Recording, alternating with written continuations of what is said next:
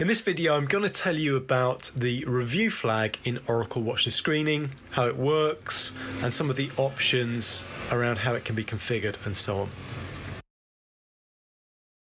I'm going to give you a hands-on demo of the review flag and some associated topics in a minute, and I'll give you quite a lot of background about watchlist screening as well in a minute or two during that demo. But for those of you who already know watchlist screening pretty well, let me just cut to the chase now and give you the key points. So the review flag then.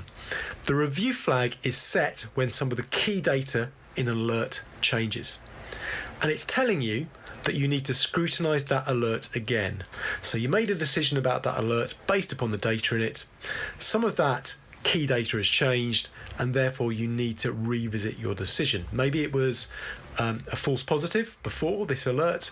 Some of the data has changed. Should it still be a false positive, or is it now possibly a true positive? That's the kind of thing you're deciding.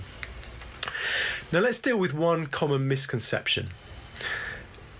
Out of the box, when the key data changes, yes, the review flag is set, it comes on.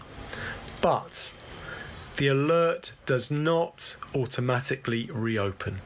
So out of the box, although the review flag is set when the key data changes, the alert does not automatically reopen. You can configure watchlist screening so that happens. That configuration is done in the workflow. I'll show you how during the demo, but it is not out-of-the-box functionality. So don't expect that to happen automatically, because it won't.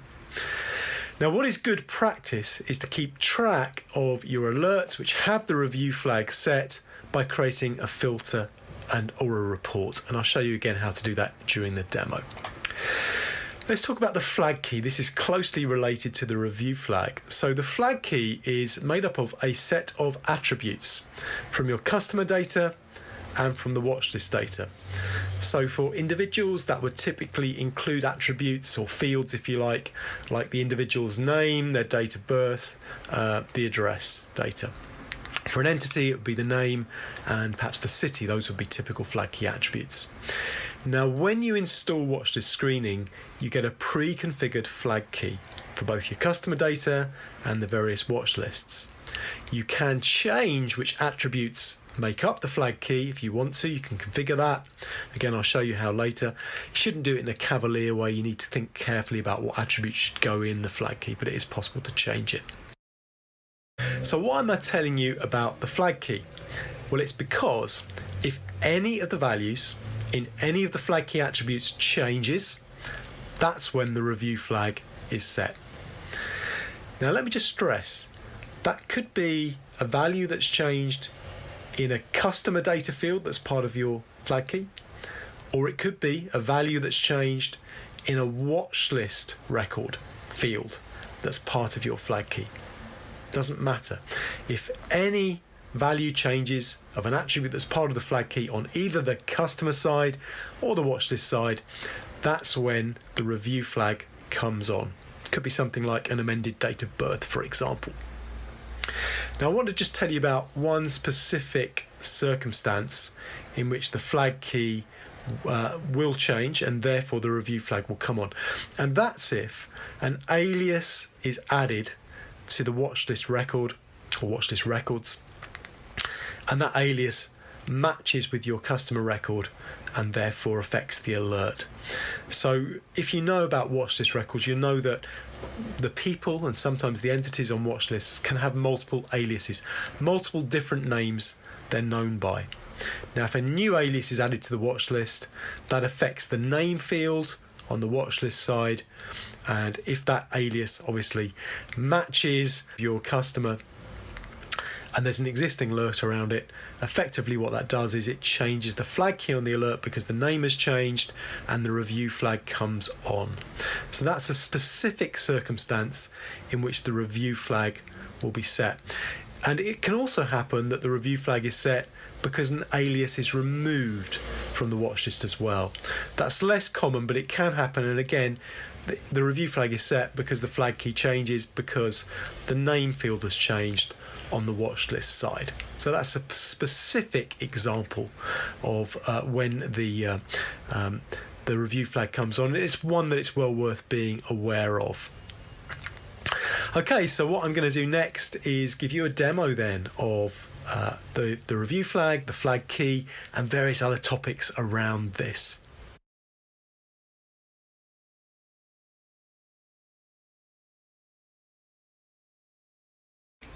Let me start with some background about watchlist screening then. So the purpose of watchlist screening is to identify possible matches between your customers and the individuals and entities who appear on watch lists. Now, those individuals and entities will appear on the watch lists because they're suspected of activities such as terrorism, fraud, money laundering, these kinds of things. And when watchlist screening identifies a possible match, it creates what's called an alert. You can see a list of some of the alerts here. And let me show you an alert. So let's go into one of these alerts now. Let's try this one. Now, what we do in the alert, we're presented with, on the left, information about our customer, and on the right, information from the matching watch list record. And if we scroll down a bit, you can see we have things like, this is for an individual rather than an entity. Things like the name, so you can see the name here is the same, Anthony Addison. On our customer record, the same thing on the watch list record there. Going a little bit further down, we've got information about gender and date of birth. You can see the dates of birth are different in these cases. So 23rd of July 1994 for our customer, and the 26th of April 81 on the watch list record. And a little bit further down, an address. And you can see the address is not the same. It's quite similar. 27 Bristol Road, Bath, or 72 Bristol Road, Bath, in the United Kingdom in both cases, so a somewhat different address. So that's a possible match. And what we have to do as reviewers is make a decision about this match, and we would change its state. So in this case, based upon the fact that, yes, the name is the same, but the date of birth is different, and also the address is somewhat different, we might say, for example, we'll eliminate this. We'll say it's a false positive. It's not a true match. And we have to give a reason, and we might say, for example, date of birth and address different. Okay, and you can see it now gets the state false positive. So that's an example of reviewing an alert, reviewing a possible match in watchlist screening. In this case, we've said, based upon the information we have, it's a false positive. It's not really the same person. Now the question is, what happens if some of that information that we based our decision upon, what happens if that changes? And I'm going to show you an example of that. I'm just going to change some of the data in my customer record, run the watchlist screening job again, and then come back and show you the same alert. So I'll do that, and then I'll show you the same alert in a few moments' time. So the question I asked was, what happens if some of the key data in the alert changes, some of the data we based our decision upon? Now I've made a change to the data in the source files, if you like, the source system, and I've run the job again. And because the data had changed, this is what we see. The review flag is set. So you see this green tick against the review flag field. That's telling us there's been a change to some of the key data in this alert, and therefore we need to look at it again and decide whether our original decision actually is still correct. So I guess the next question might be, well, what has changed? Now, there's a clue to that in the relationships section of the screen. We didn't look at this when we first looked at the alert. It was there, but we didn't look at it. The relationship originally would have been something like exact name conflict, meaning that the name on the customer record and the watch list was the same, but there was a conflict in the other data. The dates of birth were different, the addresses were different, and so on. You can see the relationship now says exact name, city, DOB, that is date of birth. So what's changed there is that the date of birth is now the same, whereas before it was different. And if we just go down to the date of birth section, below the name there, you can see that. So the date of birth for our customer record, previously it was in 1984, now it's the 26th of April 1981, and that's the same as the date of birth on the watch list side. So we've updated the date of birth on our customer record. Watchlist Screening has picked up there's been a change to some of the key data. It's set the review flag. It's saying, right, you now need to scrutinise this alert again. So let's go ahead and do that. Well, we know the names are the same. That hasn't changed. We know the dates of birth are now the same. That obviously has changed. Look at the location. That is different, but not very different. 72 Bristol Road, Bath, as against, that's on the watchlist side, as against 27 Bristol Road, Bath on the customer side. All that's different is the order of those first two digits. That could be some kind of typo. So what I'm going to do is change the state from false positive, and actually I'm going to reopen this and say why I'm doing that. Oops. So let's say alert reopened due to significant change in data. DOB for date of birth. There we go. And obviously this depends upon how your workflow is set up. It might not work in exactly this way, but now I might say, right, well, I'm going to send it for more information. I want to find out whether that address is actually slightly wrong, and maybe if we get the right address for the customer, it will be the same as the one on the watch list. Please investigate customer's address. Okay, and update if necessary. All right, something like that. Or I might just make it a true positive, I guess, if I wanted to be really sure of this. So anyway, key thing there is the review flag is what tells us that some of the key data has changed. Now, in this case, it was a change to our customer data, to the date of birth in the customer record. But equally, the review flag can be triggered if there's a change to some of the key data on the watch list side as well. So let's say that the watch list address had changed to be the same as our customer's address. That, again, would have made the review flag come on.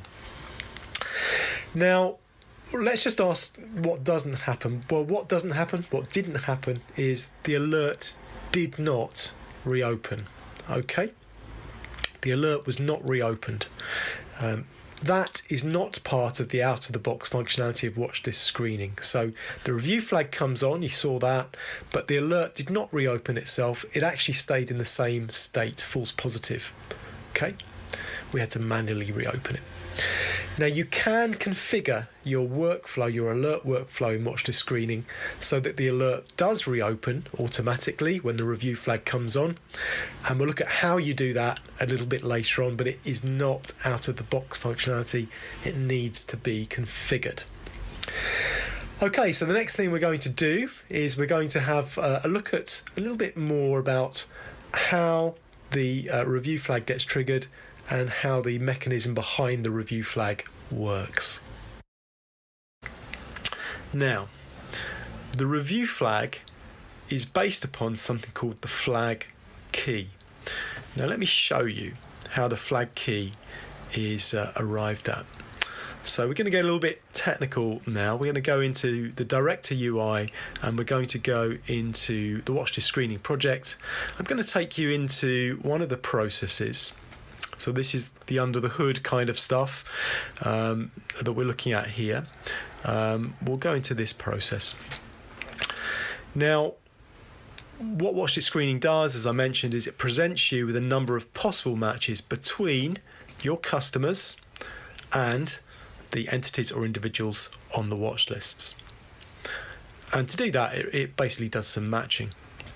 And in the matching, we have something called a case source. Now, I'm not going to try and tell you everything about the case source. That's a bit about beyond the bounds of this particular exercise.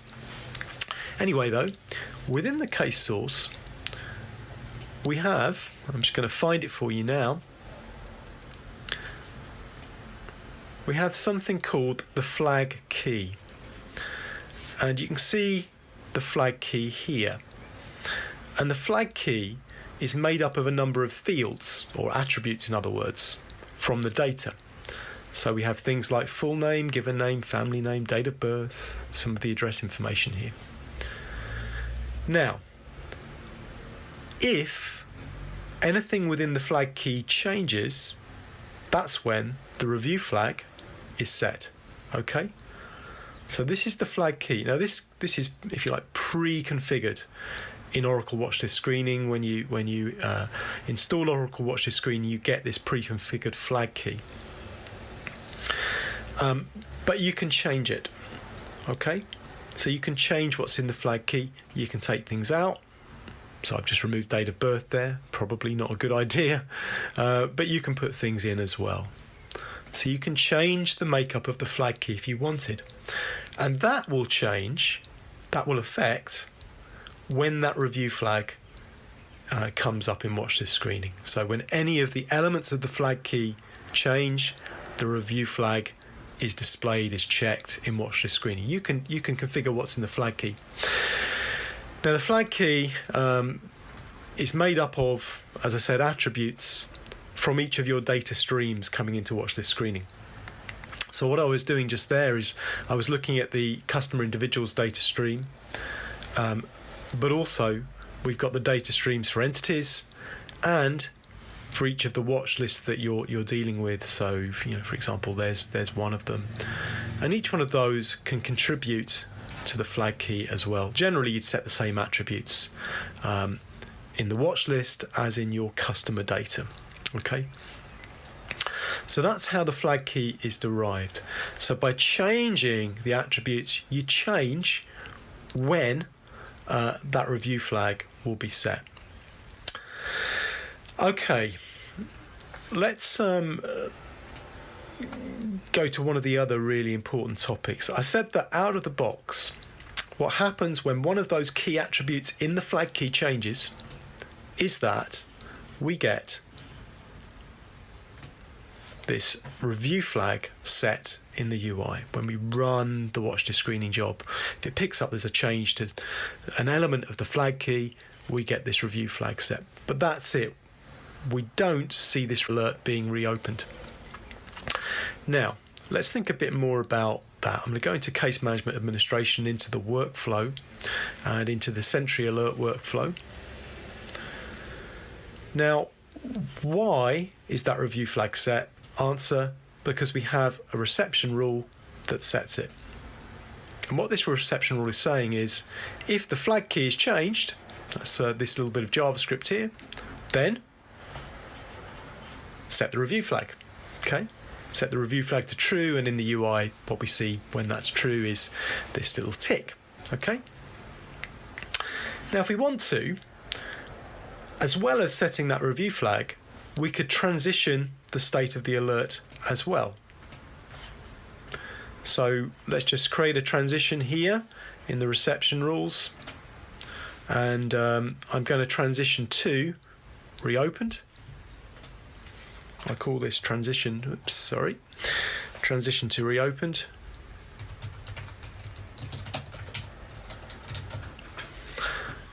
There we go. And what I can do is go into this reception rule, set review flag, and select that transition.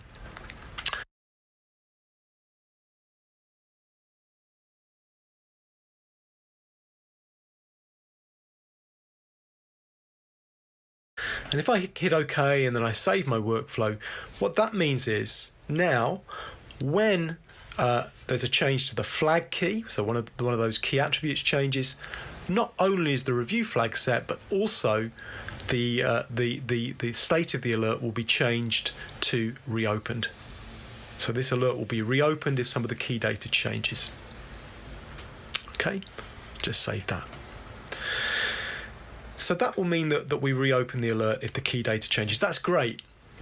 But there's another side to this too, which is that let's say we have an alert which is reopened because the key data changes, the flag key changes. Once we review that alert again, and maybe we say, well, it's still a false positive, or now it's gone to a true positive, or whatever it is, then we want the review flag to be cleared, really. And we need to take care of that in our workflow as well. And the way we do that probably is like this. So we'd say whenever we make a relevant change, so let's say, for example, we eliminate it as a false positive. Let's go into that transition. as well as making that transition, we should clear the review flag. The review flag is an attribute, we're going to set it to false.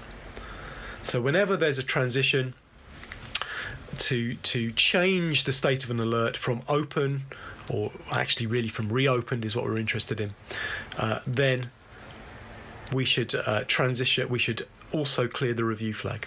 Okay. Hopefully that's fairly clear, and we do that for every transition that could operate on the reopened state. All right.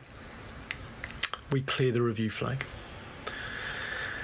saying, okay, we've dealt with this. We've now moved it on, basically. So in our workflow, then we can configure our workflow in order to reopen an alert when the flag key changes, and to clear that flag key once we work that alert again and we've re-reviewed it. Okay, that doesn't happen out of the box, but it can be configured relatively simply. It's not going to take you long to do that.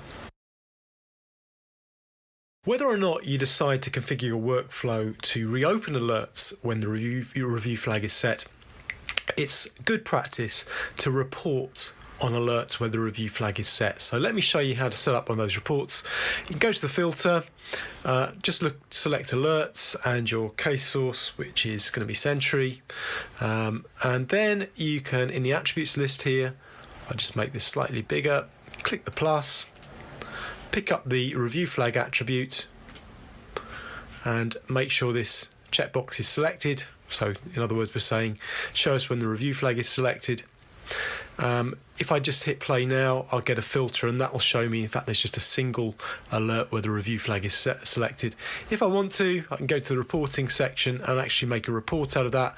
Perhaps I can put the priority on the report, and let's look at that. And there we are. We can now have a little report showing me I've got one medium priority alert where the review flag is set. We can save the filter, or in this case the report, just here, and we can call it review flag set or something like that. And as with all reports, once it's saved, it's in the browser, so somewhere, hopefully.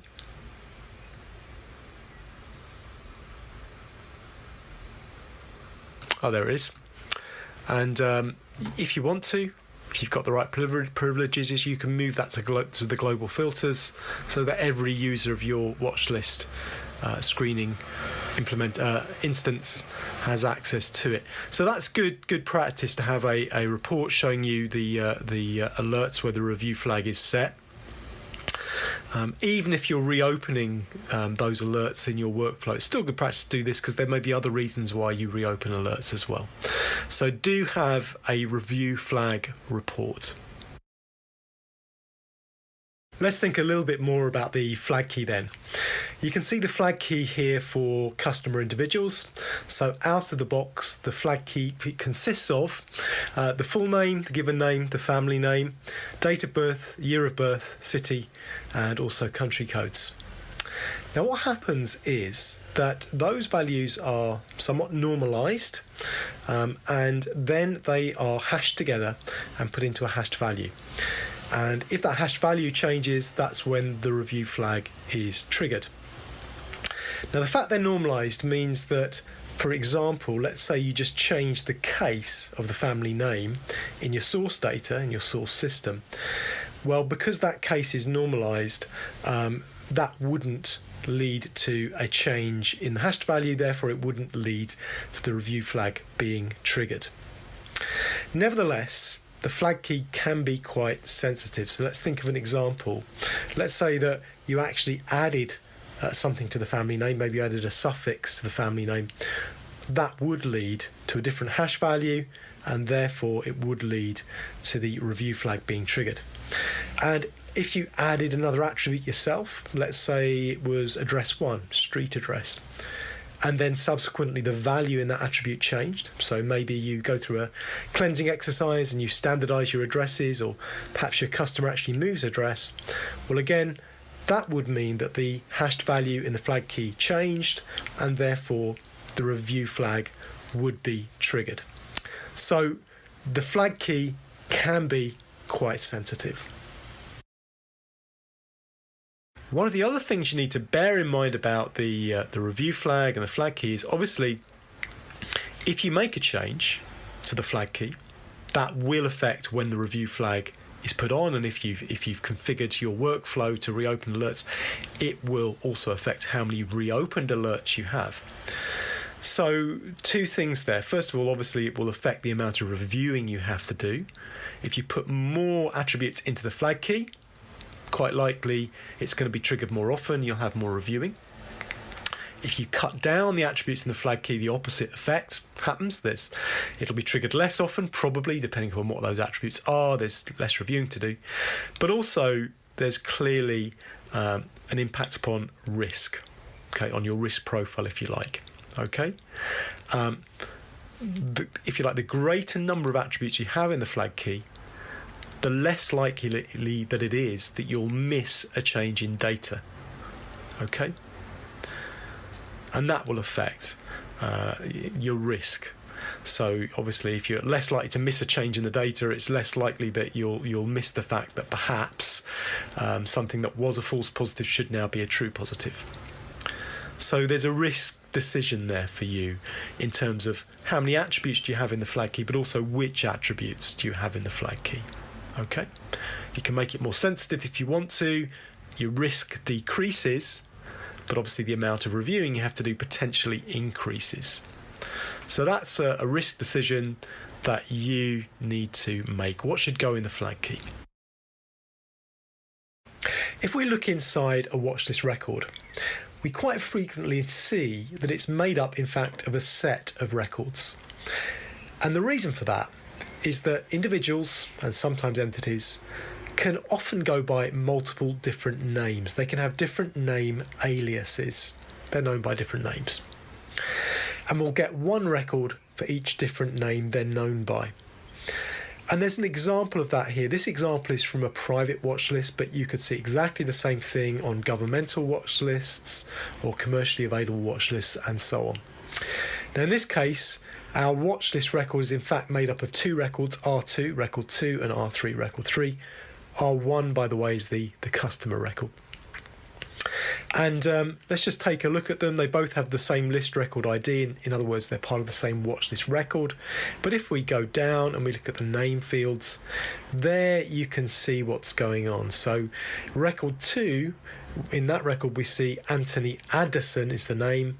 And in record 3, it's Anthony Addison with an E rather than an I there. So we've got two different names this person is known by. Now, there it's quite a small difference, but often it could be a more major difference than that. We could have a completely different surname or a completely different first name or an extra name that someone can be known by, and so on and so forth. So, people on watch lists and sometimes entities can have different name aliases. And when that happens, we see this kind of thing where we've got two records or perhaps 3 or 4 or whatever on the watch list side. And in fact, if we take a look at our relationships, you can see here that both of these watch list records have matched against our customer record. That's why we've got two different relationships. So record 1 matches record 2. That means the customer record matches one of the records in the watch list. A record 1 matches record 3. That means the customer record also matches the other record in the watch list here. Okay? So we end up with multiple relationships. Now, let's think about why I'm telling you this information. Now, the reason I'm telling you this is that it's reasonably common for new aliases to be added to watch lists. And if that happens, if there's a new alias added for this particular individual in this case, and there's a match between that new alias and your customer, then the review flag is triggered. It's triggered because there's a change to the name field. We've obviously added another name that changes the name field. That's part of the flag key, and that means the review flag is triggered. So just be aware of that. If a new alias is added to a set of watchlist records for an individual or for an entity, that will cause the review flag to be triggered if that new alias matches your customer. Now, it's also true that if an alias is removed from a watchlist record and that alias did match your customer, that too will trigger the review flag in the alert for exactly the same reason. That is because the flag key has changed, because the value in the name field has changed. Okay. Now, the removal of watchlist records happens less frequently than the addition of watchlist records, but it can happen. As I said, either of those two things will cause the review flag to be triggered. Okay, so just to sum up then, the review flag is telling you that some of the key data in either your customer record or the watchlist record has changed, and it's indicating you should look at that alert again and review it again. The review flag is tripped if the flag key changes, and the flag key is a configurable set of attributes. You know, which attributes you put into the flag key is up to you. Ultimately, that affects your risk profile and the amount of reviewing you have to do as well. And remember that although it's not out of the box functionality, it is fairly straightforward to configure watchlist screening so that, as well as the review flag being set when there's a change to the flag key, an alert is also reopened. If you do that, also remember to build into your workflow that the review flag should be cleared when that reopened alert is reworked.